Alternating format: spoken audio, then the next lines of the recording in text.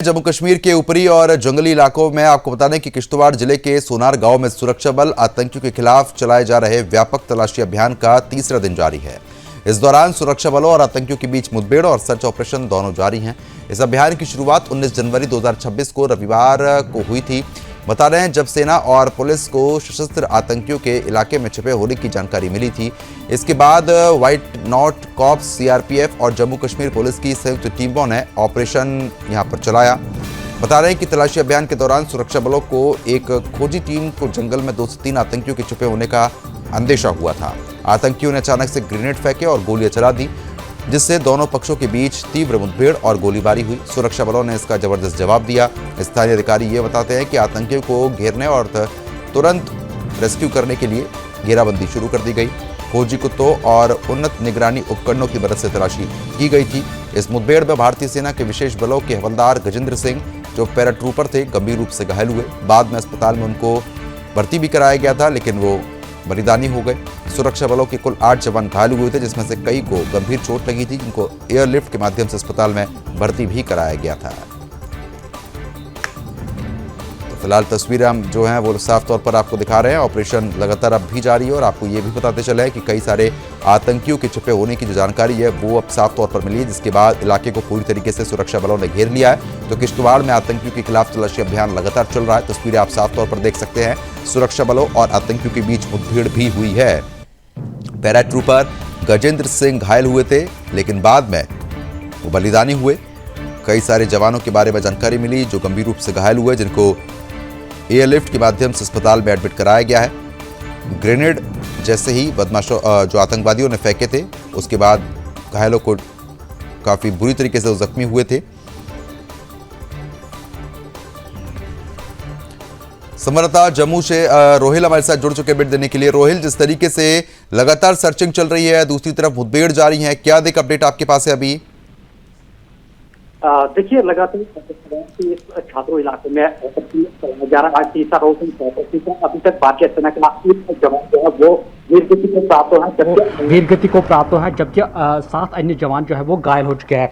लेकिन सबसे पहले मैं आपको इस इलाके की तस्वीरें दिखाऊंगा। सुदर्शन टीवी मात्रा ऐसी न्यूज़ चैनल है जो इस वक्त घटनास्थल पर मौजूद है, आपको ग्राउंड जीरो की तस्वीरें दिखा रहा है।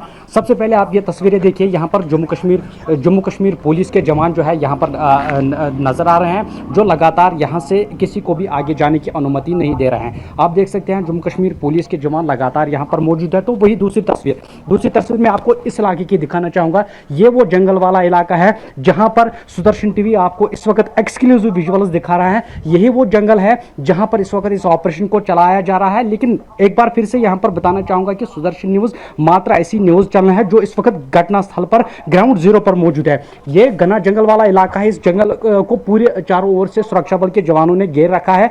आधुनिक तकनीक का इस्तेमाल लगातार किया जा रहा है। हालांकि जो हवलदार गजेंद्र सिंह है, आज उसको श्रद्धांजलि भी अर्पित की गई, जिसमें जम्मू कश्मीर पुलिस के साथ साथ जो सेना के अधिकारी वहां पर मौजूद रहे। लेकिन अब सबसे बड़ी प्राथमिकता सुरक्षा कर्मियों की ये है कि इस जंगल वाले इलाके में जितने भी आतंकी मौजूद है, जिनका कल सबसे बड़ा हाइडआउट बस्ट किया गया, जहां पर खाने पीने की चीजें काफी ज्यादा तादाद में वो रिकवर कर ली गई थी। लेकिन इस इलाके में हम अभी देख रहे थे चॉपर्स का इस्तेमाल लगातार किया जा रहा है। हर उस टेक्निक का इस्तेमाल किया जा रहा है ताकि जितने भी आतंकी, जो इनकी संख्या 3 से 4 बताई जा रही है, जो कि जैश मोहम्मद आतंकी संगठन से जुड़े हुए हैं, और ये भी कहा जा रहा है कि वो हथियार से काफी ज्यादा लेस है, उनको ढूंढ निकालने के लिए लगातार इस ऑपरेशन को चलाया जा रहा है।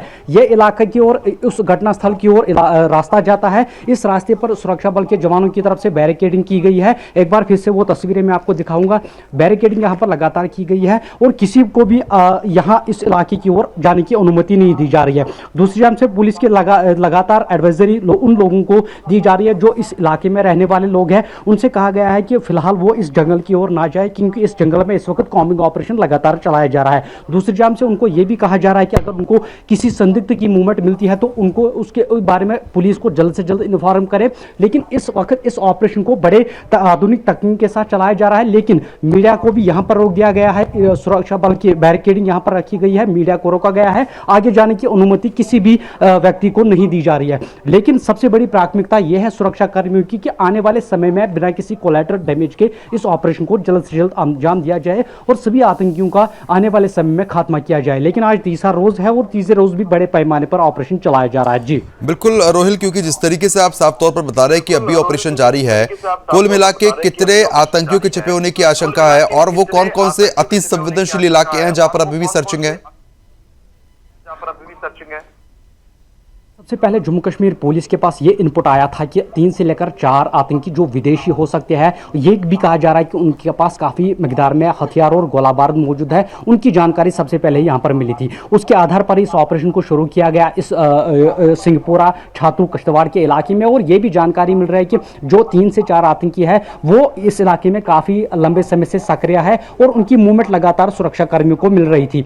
मूवमेंट की खबर लगातार सुरक्षा कर्मियों को 2 दिन पहले मिली थी, जिसके आधार पर इस ऑपरेशन को शुरू किया गया। लेकिन इस इलाके के लगभग आसपास जितने भी इलाके हैं, दर्जनों ऐसे इलाके हैं जिनको इस वक्त घेरे में लिया गया है, जहां पर इस वक्त कॉर्डन सर्च ऑपरेशन लगातार सुरक्षा कर्मियों का जारी है। लेकिन सबसे बड़ी प्रायोरिटी पहले ही एक जवान जो है जो स्पेशल फोर्सेस का जवान है इंडियन आर्मी का, वो हमने खोया है। लेकिन अब सबसे बड़ी प्राथमिकता जो है ये है कि आने वाले समय में बिना किसी कोलैटरल डैमेज को के इस ऑपरेशन को अंजाम दिया जाए। लेकिन सबसे पहले ही जानकारी यही मिली थी कि 3 से लेकर 4 विदेशी आतंकियों का ग्रुप इस इलाके में मौजूद है, जिसके बाद ही इस ऑपरेशन को शुरू किया गया है। लेकिन अब सबसे बड़ी चलिए ठीक है, बिल्कुल लगातार सेना की तरफ से सर्चिंग यहाँ पर चल रही है। देखना होगा कि कब तक इन आतंकियों को ढेर किया जाता है।